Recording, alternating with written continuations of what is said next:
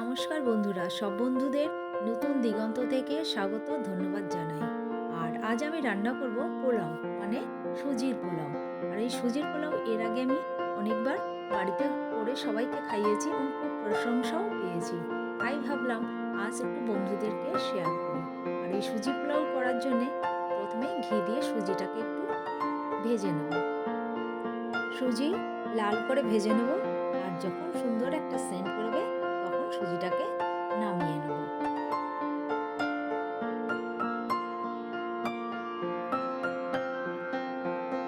এবার একটু কড়াইতে আবার একটু সর্ষের তেল দিয়ে ওটা বাদাম ভেজে নেব। মানে এই পোলাওতে আমি একটু বাদাম দেবো। এই বাদামটা লাল করে ভেজে নিচ্ছি। আর বাদাম ভাজতে ভাজতে সেন্ট বেরোলে কিন্তু বাদাম ভাজা হয়ে যায়।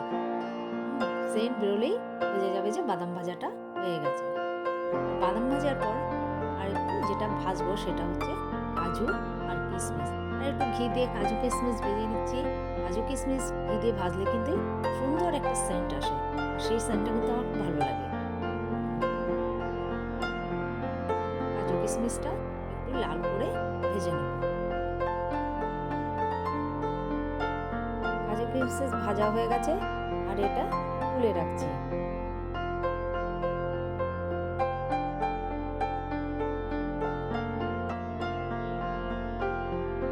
এবার গরম তেলে একটু কারি পাতা ফোড়ন দিয়ে দিচ্ছি, আর দিচ্ছি কালো সর্ষে, তারপর দিয়ে দিচ্ছি একটু গোটা জিরে। তাহলে গোটা জিরে, কালো সর্ষে, কারি পাতা একটু নাড়াচাড়া করে নিয়ে কুচানো আলু আর গাজর দিয়ে দিচ্ছি। আর এটাকে একটু নরম করে নেব, যাতে মানে সুজিটা দিলে তো বেশিক্ষণ সময় লাগবে না, ওই জন্যে এটাকে আগে থেকে একটু নরম করে নিচ্ছি। এরপর ভাজা সুজিটা দিয়ে নাড়াচাড়া করে নেব। তারপর বাদাম ভাজা দিয়ে দেব, দিয়েও একটু নাড়াচাড়া করতে হবে। দিয়ে জল দেব, আর পরিমাণ মতো নুন, হালকা হলুদ আর একটু মিষ্টি দিয়ে দিতে হবে। সেটা আমার ভিডিও করা হয়নি। কাজু কিশমিশগুলো এর মধ্যে দিয়ে নাড়াচাড়া করব। আর যখন জলটা টেনে যাবে আর সুজিটা সিদ্ধ হয়ে যাবে, তখন এটাকে গ্যাস নিভিয়ে রেখে দেবো। এই সুজির পোলাও সন্ধ্যেবেলা বা সকালবেলা যখনই হোক খাওয়া যেতে পারে। ছোট বড় সবারই ভালো লাগবে।